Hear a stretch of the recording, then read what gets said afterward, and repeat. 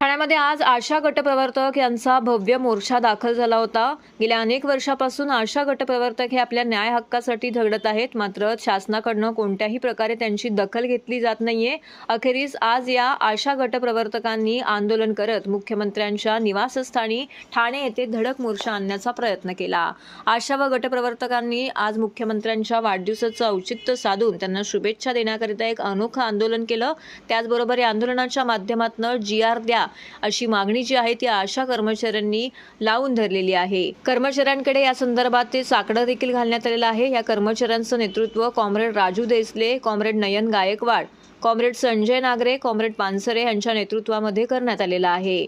मुख्यमंत्री महोदय यांनी आशा गटप्रवर्तक संप मागण्या शासनाच्या लक्षात आणून देण्याकरिता खरं तर हे आंदोलन करण्यात आलंय। आशा यांना 7,000 रुपये, 10,000 रुपये मोबदला वाढ व दीपावलीची भेट 2,000 रुपये देण्याचा निर्णय शासनाने काढावा व गटप्रवर्तक यांना कंत्राटी कर्मचारीचा दर्जा द्यावा अशी मागणी त्यांनी केलेली आहे। मुख्यमंत्र्यांची या संदर्भात भेट घेणार असून त्या संदर्भातला निर्णय झाल्याशिवाय ते आज मागे हटणार नसल्याची त्यांनी भूमिका ठाम धरलेली आहे। संपूर्ण ठाणे शहरामधील महाराष्ट्रामधील संपूर्ण ठाणे शहरामध्ये आज या मोर्चामुळे मोठ्या प्रमाणामध्ये वाहतूक कोंडी झाली होती। महाराष्ट्रातील विविध भागातून 40,000हून अधिक आशा प्रवर्तक महिला या आंदोलनामध्ये सहभागी झाल्या होत्या।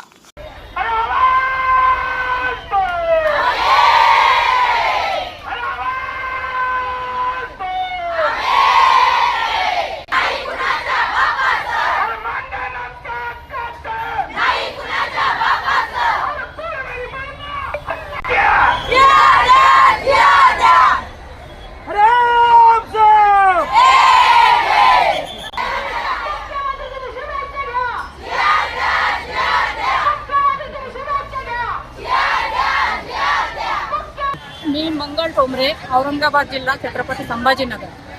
आज इथं जवळपास 40,000पर्यंत महिला जमा झालेल्या आहेत पूर्ण महाराष्ट्रामध्ये। जो काही मागे 2 महिन्यापूर्वी जो संप केला तो 22 दिवस चालला। त्यावेळेला आम्हाला आश्वासन दिलं, 4 आमच्या मिटिंगी झाल्या।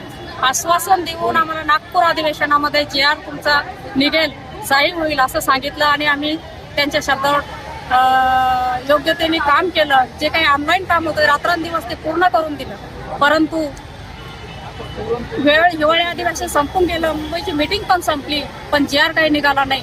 पुन्हा आम्हाला डबल दुसऱ्यांदा आम्हाला त्यांनी संप करायला भाग पाडलेला आहे। तर सरकार मायबाप मुख्यमंत्री साहेब यांना मला सांगायचं तुमच्या माध्यमातून की ह्या अशा कान्याकोपऱ्यातून इथं तुम्हाला शुभेच्छा द्यायला आलेल्या आहेत। शुभेच्छाचं रिटर्न गिफ्ट म्हणून आज त्यांनी GR काढला पाहिजे।